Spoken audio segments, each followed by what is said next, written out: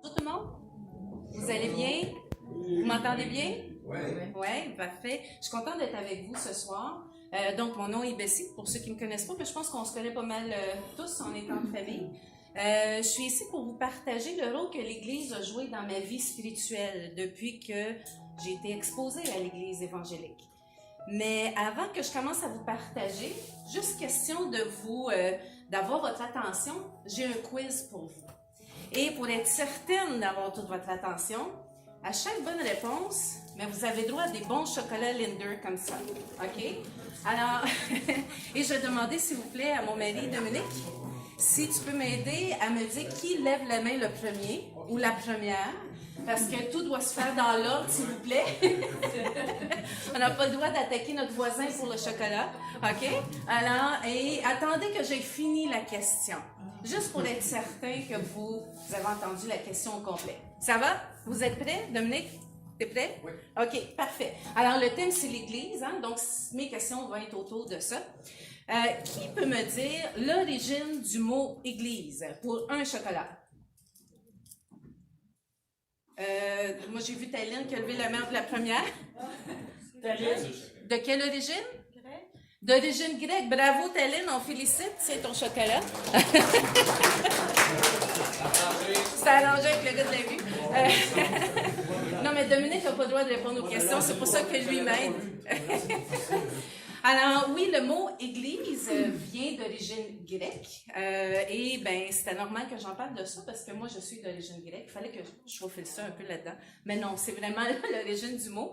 Maintenant, un peu, mais pour un chocolat, parce que c'est un peu plus difficile, mais pas beaucoup plus difficile, qui peut me dire c'est quoi, pas encore, qui peut me dire c'est quoi le mot église, mais en grec?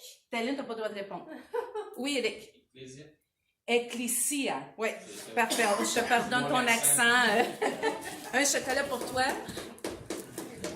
Yes, merci beaucoup. Alors, église en grec, c'est ecclesia. Et maintenant, pour deux chocolats, qui peut me dire en un mot ou une courte phrase la signification de ecclesia ou église? Oui, Alexandre. Assemblée, wow, deux chocolats. On va se partir l'équipe de balle, je pense. Alors, c'est assemblée. Hein? Et certaines définitions disent assemblée de personnes libres et autonomes. On s'entend qu'on parle d'assemblée pas religieuse. Hein? Dans la Grèce antique, c'était utilisé surtout dans un contexte social, politique. Donc, c'est une assemblée de personnes libre et autonome. C'est ça que ça veut dire. Et en fait, dans le mot ecclésia, il y a le préfixe ek. Vous allez comprendre pourquoi je dis ça. C'est pas un cours de grec, là. Ek, qui veut dire hors de, et kalo, qui veut dire invité, appelé, donc convoqué. Donc, c'est une assemblée de personnes qui ont été invitées, appelées ou convoquées hors d'un autre milieu. Ça vous va jusque-là? OK, très bien. Maintenant, on va compliquer un peu les choses. Pour trois chocolats, qui peut me dire, qui a mentionné pour la première fois le mot « église » dans la Bible? Olivier? Jésus. Yes! Félicitations. Alors oui, c'est Jésus qui a dit le mot, qui a mentionné le mot « église » pour la première fois dans la Bible. Félicitations, Olivier. Et pour 4 chocolats, fait que ça va être encore plus difficile que celle-là. Dans quel, laissez-moi finir la question. Dans quel livre de la Bible, quel chapitre, une courte explication du contexte dans lequel c'est utilisé pour 4 chocolats. Avant de répondre, je suis à moitié. Ben, vas-y pour 2. C'est dans l'Acte des Apôtres. C'est dans Antioche que les chrétiens étaient appelés chrétiens pour la première fois dans l'Acte des Apôtres. Non. Oui, mais c'est pas ça ma question. Ouais. La question, c'est là où Jésus a mentionné le mot « église » pour la première fois, c'était dans quel contexte? Quel livre? Oui, Dans Eric. Matthieu 20 quelque chose. Matthieu, c'est bon, donc un chocolat. Ouais. Qui dit mieux? Ah, un nounours en plus. Différent de tantôt. Alex, levez sa main. Wouh! Alex, quel chapitre? 24. Non, un autre chiffre. Pour un chocolat. C'est pas loin, c'est muet. 10. Oh, c'est entre 10 et 24. Dites deux autres essais. En 10 et 24. Oui. 22. Non! Un autre essai. Vas-y. Vas-y, Dominique, si tu veux. Ah, parce que j'en avais parlé à la maison. Alexandre! 16. Oh! T'étais proche! C'était 18. 18. Dans Matthieu 18. Fait que je garde ce chocolat-là pour moi. Maintenant, le contexte. Là, si vous l'avez, je vous donne quand même 3 chocolats. J'ai plus le droit de jouer. James. Il parlait pas à Pierre, il disait sur Pierre, je fondé mon église. Là, Yes, bravo James. Tiens, voilà, tu partages avec moi tantôt. Alors, ben merci, hein, merci de votre participation. C'était juste pour m'assurer que vous me suivez. Alors, le rôle que l'Église a joué dans ma vie. Quand mes parents se sont convertis, j'avais 12 ans. C'était la première fois que j'ai été exposée à l'Église évangélique grecque. Ceux qui étaient venus au Vendange, je pense que la majorité d'entre vous étiez là. Nous, on partait de Saint-Bernard, d'où vous êtes venus, et on allait à Montréal, parce que c'était là qui était la seule église évangélique grecque, parce que mes parents parlent seulement le grec. Et on faisait ça dimanche, à chaque mercredi ou presque, et un samedi par mois. OK? Fait que si vous avez trouvé ça loin, les sud de Saint-Bernard, là, Montréal, c'est un petit peu plus loin. Et ma mère le fait encore en passant à 76 ans. OK?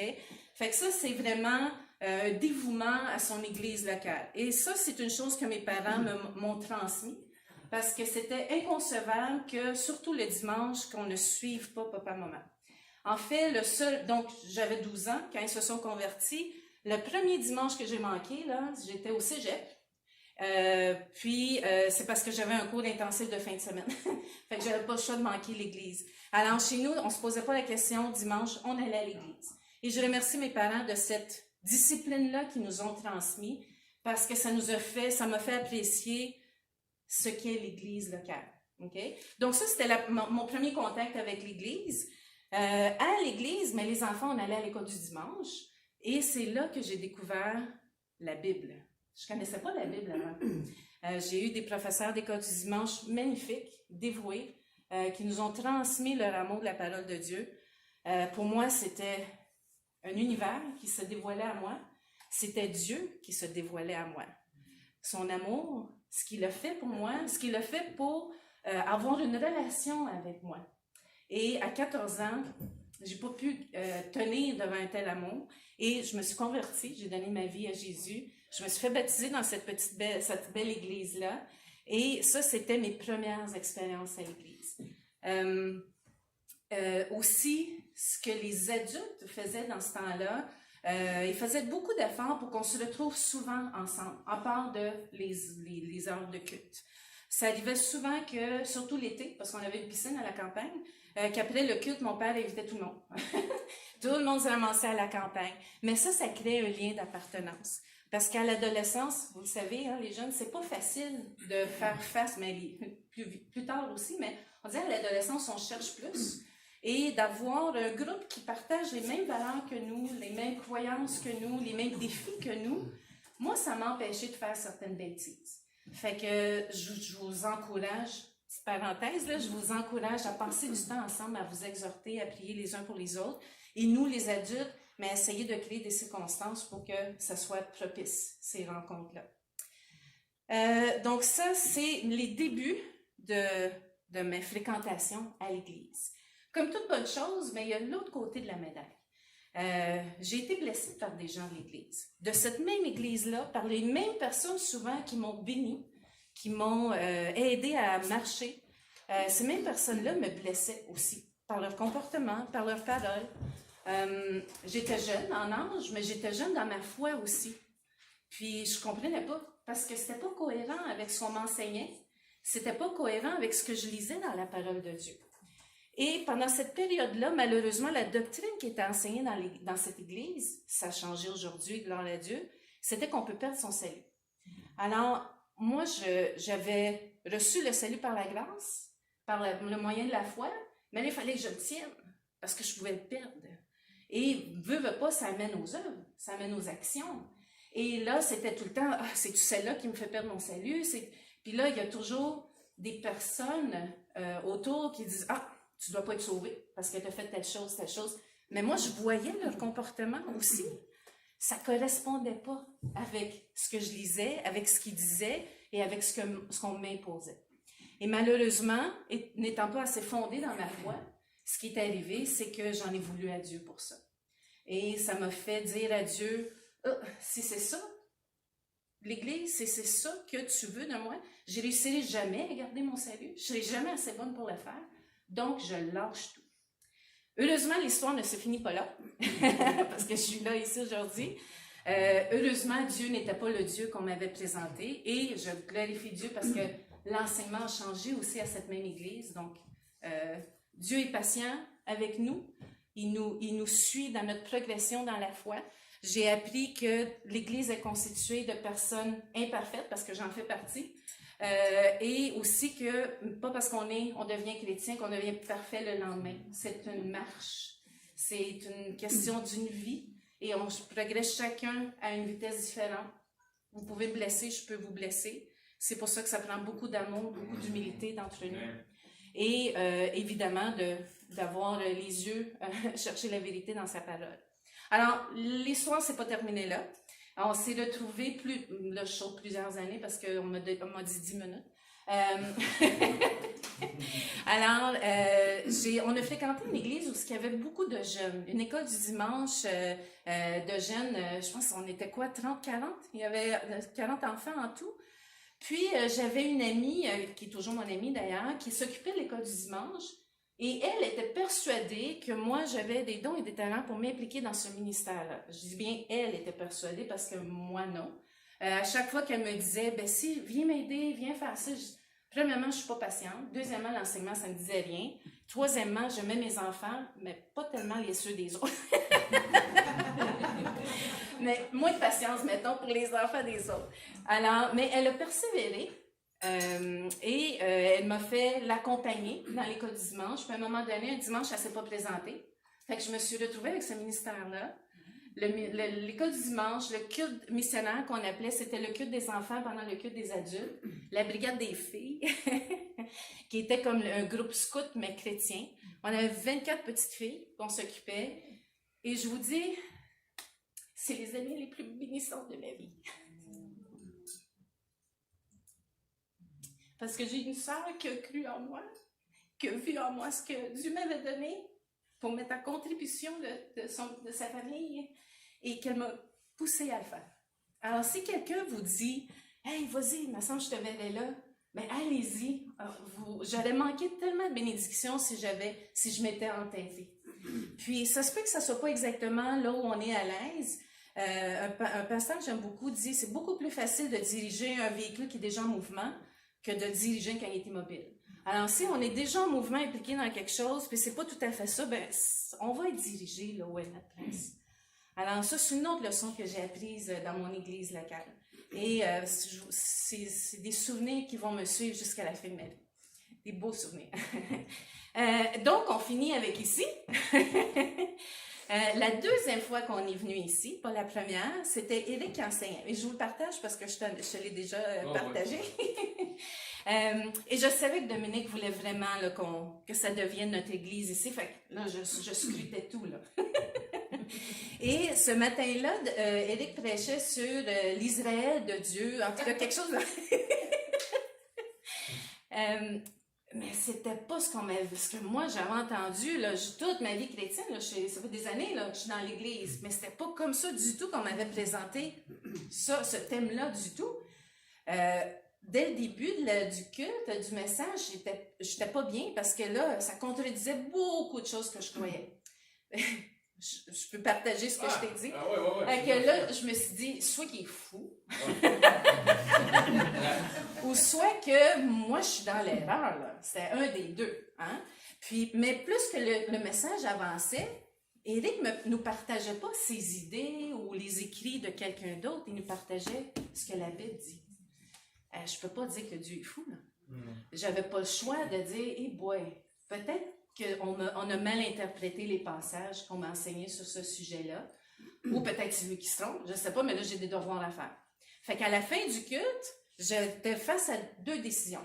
Soit que j'accepte à être déboussolée et d'aller faire les devoirs, puis de voir qu'est-ce que Dieu dit vraiment sur le sujet, ou de dire, je suis bien dans mes pantoufles, je continue de même, puis je dis à mon mari, non, c'est pas notre église. Puis j'ai fait la guerre si je veux venir ici. Mais je remercie Dieu parce que je suis là. Éric n'est pas fou. Peut-être un Mais en fait, ce que cette petite église locale ici m'apporte à moi, c'est un enseignement biblique. J'ai vécu c'est quoi un enseignement, une doctrine qui n'est pas ce que Dieu veut. Ça a fait beaucoup de ravages dans ma vie. Ça a pris des années avant que je me remette de ça. Et je vis en ce moment ce qu'est une doctrine, une théologie enseignée sainement. Et ça fait des merveilles dans ma vie. Et je suis sûre que ça fait la même chose dans vos vies à tous. Et je remercie nos deux enseignants actuels et ceux à venir. Alexandre, c'était super ce que tu as fait. Et j'encourage, messieurs, mettez à profit, à notre profit, les dons et les talents que Dieu vous a donnés au niveau de l'enseignement. Puis Dominique et Éric, vous avez du courage parce que vous cassez des barrières. Je sais que vous vous exposez souvent par la façon que vous repartez à zéro pour nous expliquer certains passages de la Bible. Puis, je vous remercie pour ça. Que Dieu vous bénisse. Amen. Merci. Et que Dieu nous bénisse tous. Merci pour votre attention. Amen. Il me reste des chocolats? Beaucoup de chocolat. Ouais. Puis là, il y a juste une bonne réponse. Qui peut me dire de quelle région de la Grèce sont mes ancêtres? Sauf Taline. James, tu pourrais répondre. Péloponnèse? Tu le sais pas? Ben oui, je sais. C'est quoi? Kalamata? Non! Une région. Péloponnèse? Oui, puis encore plus spécifique. Tu as droit à 2 chocolats. Plus dans le Péloponnèse, là, un grand guerrier. Ils ont même fait un film. Ah, oui. C'est quoi la question? Sparte. Sparte. Oui, fait que toi, t'en as 2. Samuel en a 2.